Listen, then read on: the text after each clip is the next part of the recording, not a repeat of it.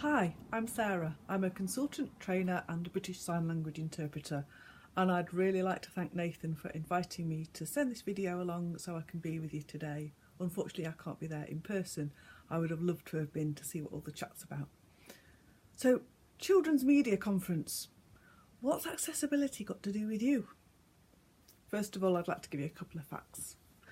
90% of deaf children are born to hearing parents. So they're people who haven't had any experience of bringing up a deaf child, no experience of the deaf community before, and they're often encouraged by the medical profession to want to fix their child. So they may not be encouraged to use sign language, which is a bit of a shame, because if they're not encouraged to use sign language, how are they going to access any language at all? Imagine, you're a deaf child, deaf baby even, baby in arms, mum's talking to you, child has no access to that communication. As you're growing up, all this talk is going on around you, and it's not actually getting through because you can't hear it. So that leads on to problems when you come into education, because how are you going to hear those phonics if you haven't got the support and if you haven't got some sort of language to base it all on? It's going to be really hard. So when you're thinking about making things accessible for deaf young people and deaf children, how are you going to do it? It's an interesting one, isn't it? So in their formative years, deaf children have little access to language. They could attend a mainstream school, which means that they could be isolated, which could lead to mental health problems later on in life. So there are a lot of issues going on all at the same time.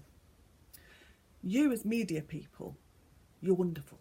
And you could be in an amazing position to actually be pioneers and role models, because you're shaping the future for directors, producers, actors, all these wonderful people who are out there wanting to get involved in what you're doing.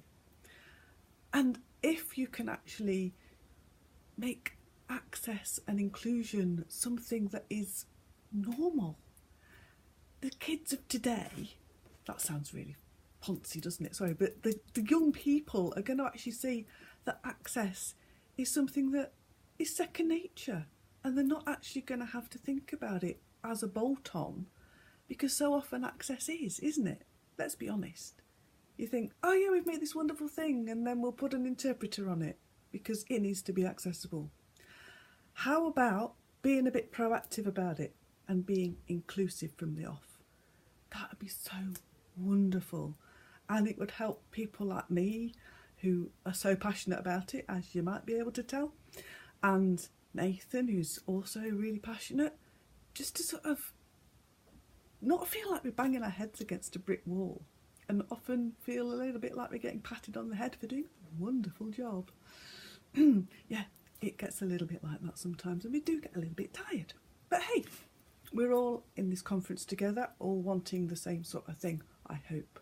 And it would be so great if you could actually make inclusivity something that is at the forefront of what you do and integral to your strategic planning.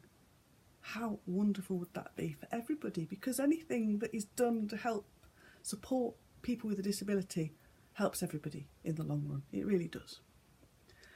I'd just like to give you a little scenario. A deaf young person once told me that when they grow up, they'd be okay because they'd be hearing. I was like, why do you think that? And they said, well, because all those people, all those adults I know, they're all hearing. So this guy thought when he grew up, he'd become a hearing person. How tragic is that? Let's put those role models out there. Let's make deaf young people, blind young people know that they have role models out there who they can aspire to be. I've also produced a theatre show which was with 3 deaf actors and a deaf director, and I was the producer. We had deaf youngsters come along to that show, and those guys in the audience, they didn't realise that all those actors on stage were deaf. So when we did the post-show talk, these children were talking to the actors expecting them to be hearing. And one of them, oh, it was heartbreaking. He came up and said, "So you're deaf?" And he was signing to them. They were having a wonderful conversation in sign language. And he said, "Maybe I can be a magician after all, because you're deaf and you're an actor. I'm deaf. I can do anything I want."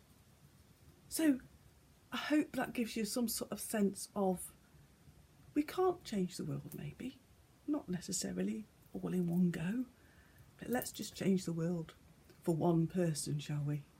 And see how we get on. Been great to talk to you. Thanks for watching. Go out and make a difference and have a great conference.